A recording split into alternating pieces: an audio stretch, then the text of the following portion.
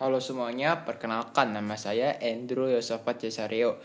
NIM saya 25065111023. Saya merupakan mahasiswa dari Fakultas Pertanian Prodi Agribisnis Universitas Udayana angkatan 25. Jadi, pada kesempatan kali ini saya akan menerangkan apa itu Internet of Things atau yang disingkat dengan IoT pada mata kuliah Digital Society.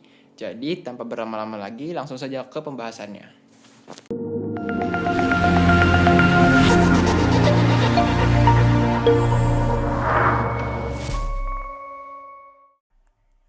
Bayangin, dunia di mana hampir semua benda bisa ngobrol satu sama lain lewat internet. Mulai dari kulkas, lampu, sampai mesin di pabrik. Nah, dunia kayak gitu disebut Internet of Things atau IoT. Intinya, benda-benda fisik dikasih otak kecil atau sebutannya sensor dan koneksi internet supaya bisa ngumpulin dan tukar data tanpa perlu manusia ikut campur tiap detik.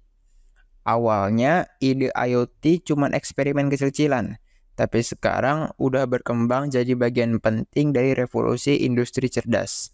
Misalnya, di rumah kita bisa punya smart home, lampu nyala otomatis pas kita pulang, pintu ngunci sendiri, atau AC nyala pas suhu mulai panas.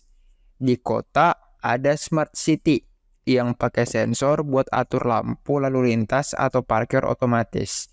Bahkan di dunia pertanian pun, IoT dipakai buat ngukur kelembaban tanah dan ngatur irigasi otomatis biar panen makin efisien. Terus ada contoh sederhana nih, proyek kecil pakai ESP32 plus DHT22 plus aplikasi billing buat memantau suhu dan kelembaban ruangan dari HP. Jadi, sensor kirim data ke microcontroller, lalu dikirim ke billing lewat Wi-Fi. Hasilnya bisa kita lihat secara real time di dashboard smartphone. Simple, murah, dan seru buat belajar dasar-dasar dari IoT itu sendiri. Tapi tentu aja, nggak semuanya mulus. Ada tantangan kayak koneksi internet yang nggak stabil, keamanan data, soalnya banyak perangkat rawan diretas, dan kurangnya SDM yang paham teknologi ini.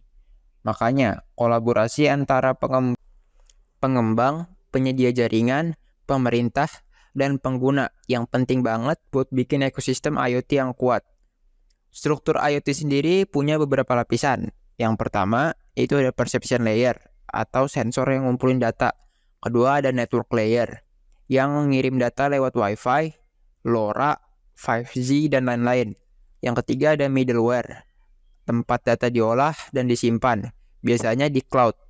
Yang keempat, ada application layer, yaitu tampilan untuk pengguna, misalnya di HP. Dan yang terakhir ada business layer, yaitu bagian yang ngambil keputusan bisnis berdasarkan data itu sendiri. Dalam proyek IoT, langkahnya juga urut, mulai dari nyari masalah, desain sistem, bikin prototype, uji coba, sampai monitoring dan peningkatan berkelanjutan.